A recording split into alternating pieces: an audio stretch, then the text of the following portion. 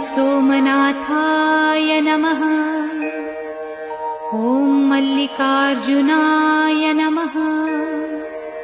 ॐ महाकालेश्वराय नमः। ॐ ओंकारेश्वराय नमः। ॐ वैद्यनाथाय नमः।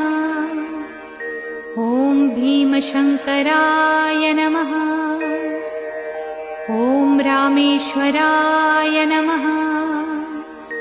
ॐ नागेश्वराय नमः। ॐ विश्वेश्वराय नमः। ॐ त्र्यंबकेश्वराय नमः। ॐ केदारेश्वराय नमः। ॐ भुस्मेश्वराय नमः।